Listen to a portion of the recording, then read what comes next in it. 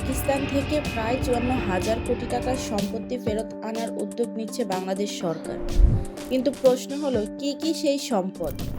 দীর্ঘ ১৫ বছর পর ১৭ই এপ্রিল বাংলাদেশ পাকিস্তানের মধ্যে প্রথমবারের মতো অনুষ্ঠিত হতে যাচ্ছে রাষ্ট্র সচিব বৈঠক, যেখানে পাকিস্তান থেকে স্বাধীনতার পূর্ববর্তী ৪.৫২ বিলিয়ন ডলার, যেটা বাংলাদেশি টাকায় ৫৪,০০০ কোটি টাকারও বেশি, এমন সমমূল্যের সম্পদ পাকিস্তান থেকে ফেরত আনার অফিসিয়াল উত্থাপন করা হবে।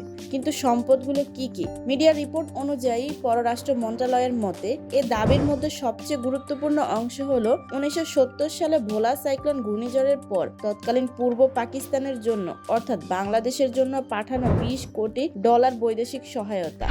কর্মকর্তারা জানান, এই অর্থ test bank of Pakistan Dhaka শাখায় থাকলেও মুক্তিযুদ্ধ চলাকালীন ব্যাংকটি লাহোর শাখায় স্থানান্তর করা হয়। এছাড়াও স্বাধীনতার পর পশ্চিম পাকিস্তানে কর্মরত বহু বাংলাদেশি সরকারি কর্মকর্তা তার নিজ দেশে ফিরে আসে, কিন্তু পরবর্তীতে তারা দেখতে পান পাকিস্তান সরকার তাদের জমাকৃত প্রভিডেন্ট ফান্ড এবং সঞ্চয়পত্রের অর্থ আর ফেরত দিচ্ছে না। এবং প্রভিডেন্ট ফান্ডের সে হিসেব হলো ১৯৭১ সালের ১৬ই ডিসেম্বর মুক্তিযুদ্ধের পরবর্তী সময় একটি হিসেব করেছিল বাংলাদেশ পরিকল্পনা কমিশন।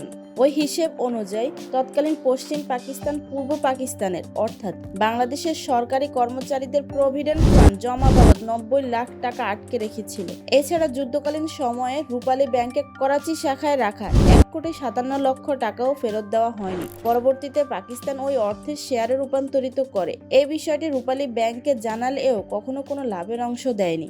এছাড়া সঞ্চয়পত্রের আরও বেশ কিছু হিসেব আছে। সবকিছু মিলিয়ে ৪.৫২ বিলিয়ন ডলার পাকিস্তান থেকে ফেরত আনার উদ্যোগ নিচ্ছে।